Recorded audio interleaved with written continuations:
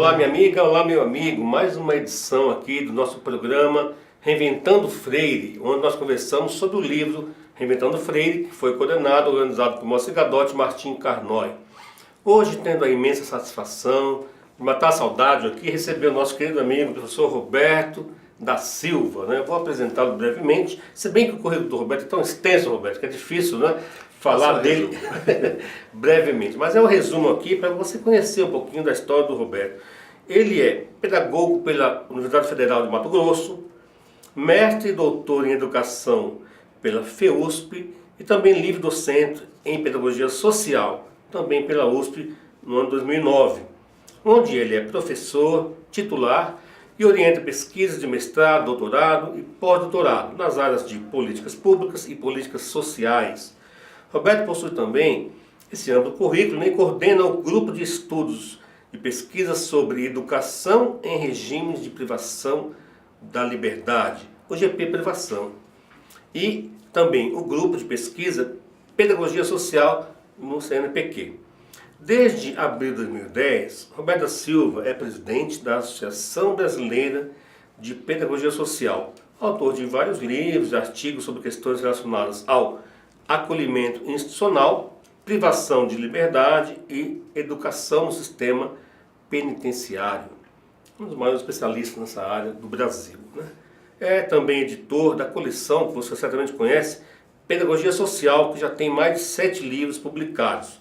E olha aí, o Roberto coordena e preside, gente, o 6º Congresso Internacional de Pedagogia Social e o simpósio de pós-graduação, uma abordagem pedagógica dos problemas e conflitos sociais, que acontecerá agora de 19 a 22 de setembro de 2018, aqui em São Paulo. Fique de olho, o Roberto também pode falar um pouquinho disso para nós. Meu querido Roberto, você escreve aqui um lindo artigo que se chama, intitula Outras Educações Possíveis, né, nesse livro Reinventando Freire.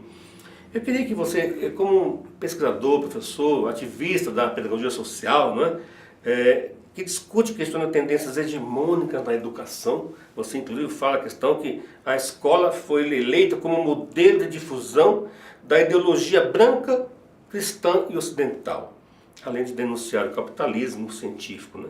Queria que você começasse por aí, né, fazendo essa denúncia, essa análise crítica da escola que temos ainda hoje.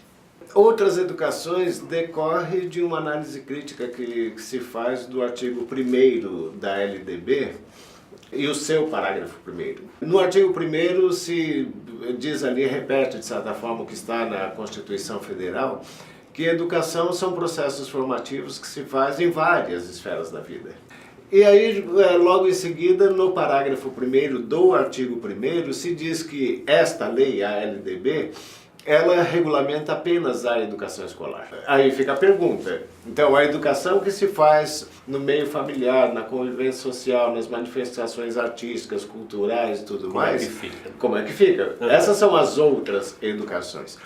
Mas isso sinaliza para a gente que a educação brasileira não chegou ao final do poço, simplesmente porque não explorou todas as potencialidades que ainda tem. Convencionou-se desde a década de 60 chamar essas outras práticas educativas pejorativamente de educação não formal, em contraposição ao que seria a educação formal, a educação escolar. E nós tecemos uma crítica muito séria a essa banalização das outras práticas educativas, chamadas não formais, porque significa destituir essas práticas da sua historicidade, do seu berço. A maioria delas nasceram como alternativas à educação oficial, como contestação à educação oficial, ou pela ausência da educação oficial, e elas têm nomes. São práticas de educação popular, são práticas de educação social, são práticas de educação comunitária.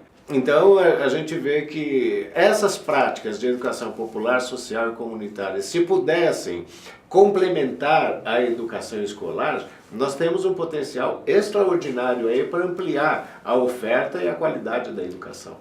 Eu lembro, Roberto, que no início, quando você começou a trabalhar com mais ênfase aqui no Brasil sobre a questão da pedagogia social, eu aprendi com você, inclusive, essa crítica, né, ao termo da educação não formal, como se fosse alguma coisa subalterna ou inferior, né, ou menor, né? E aí a pedagogia social vem, né, como uma alternativa, digamos assim, para quebrar essa lógica eurocêntrica da educação. Como você escreve no artigo, queria que você abordasse isso, em que medida que você tem conseguido, já por meio dela, da pedagogia social, mostrar claramente que realmente temos que fazer uma outra educação, né? E não a que temos feito, visando a transformação e ao futuro, como você também nos oferece no artigo.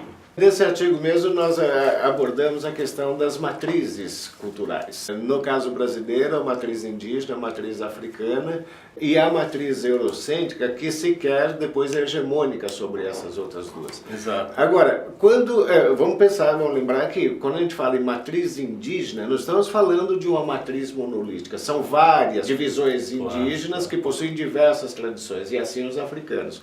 Mas dá para entender isso. Quando a gente avalia o que são os valores dessas matrizes indígenas e africanas, em contraposição à matriz eurocêntrica, a gente fica com a séria impressão de que nós mais perdemos do que ganhamos. Verdade. Tá? Na aula de ontem ainda eu usei os 3 exemplos. Nas matrizes indígenas e africanas, a posição da criança, a posição da mulher e a posição do idoso. Só para dar 3 exemplos. Só para dar 3 exemplos, que fica muito claro que suprimir essa centralidade que tem a criança, a mulher e o idoso nas culturas ancestrais pela concepção eurocêntrica significou perda. Exatamente. E como, né? E quanta perda. Sim. Então, hoje quando se fala em educação do futuro, por exemplo, tem-se uma tendência de que seja uma educação linear, que possa caminhar rumo a alguma coisa. Mas com a pedagogia social a gente aprende que, na verdade, nós deveríamos resgatar algo do passado que se perdeu para recuperar a qualidade da educação.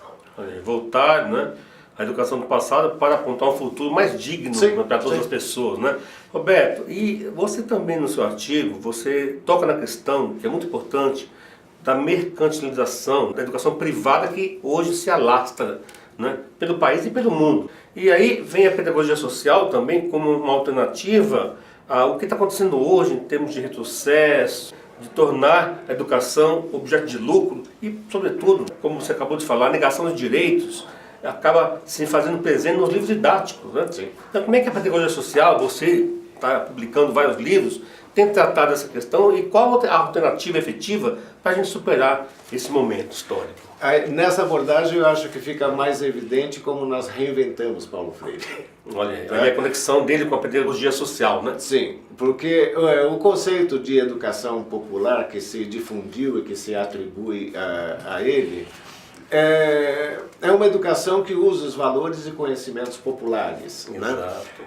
Agora, o termo popular, ele tem sido ligado à ideia de povo, de grupo social. Nós extrapolamos esse conceito de popular para identificar atributos e características humanas. Então, educação popular não precisa ser restrito a grupos minoritários. Educação popular pode alcançar todos os seres humanos, porque todos temos os mesmos aparatos, os mesmos atributos de produção do conhecimento. Nós fomos lá para a área da fisiologia, da ciência cognitiva, para estudar como é que os 5 sentidos humanos são instrumentos de apreensão das informações do meio, como é que se constitui para nós memórias visuais, olfativas, gustativas, sinestésicas e assim por diante. E como depois dessas memórias nós fazemos associações de conhecimento. Então, se todos os seres humanos são aparelhados com os mesmos 5 sentidos, produzem as mesmas memórias, são capazes de produzir o mesmo conhecimento, por que alguém tem que se apropriar disso como conhecimento privado? Por quê, né? Então, veja que o alcance, a amplidão que a gente dá ao conceito de uma educação popular. Exatamente. Roberto, essa sua entrevista, eu tenho certeza que provoca a minha, aos nossos telespectadores aí, a lermos com atenção este artigo, que está muito bom, outras educações possíveis. E a pedagogia social, né? Queria que você aproveitasse, finalizando, falasse um pouquinho para nós, aproveitando esse momento, até que nós vamos querer divulgar, este próximo encontro que você coordena do 6º Congresso Internacional de Pedagogia Social e Simpósio de Pós-Graduação. Fala um pouquinho para nós disso. Veja que nós situamos este congresso na semana Paulo Freire, de 19 a 22. Exatamente. Propositadamente, porque a instituição que vai sediar é avessa a Paulo Freire. Olha aí. Então, nós não vamos falar de Paulo Freire, nós não podemos. Mas ele estará presente no debate. Mas estará presente. Eu acho que o mote foi pensar isso. Paulo Freire foi exilado porque as elites brasileiras tinham medo da pedagogia freiriana. Achavam que era uma pedagogia subversiva. E ela foi utilizada em diversos outros países para lidar com problemas sociais. Exato. Certo?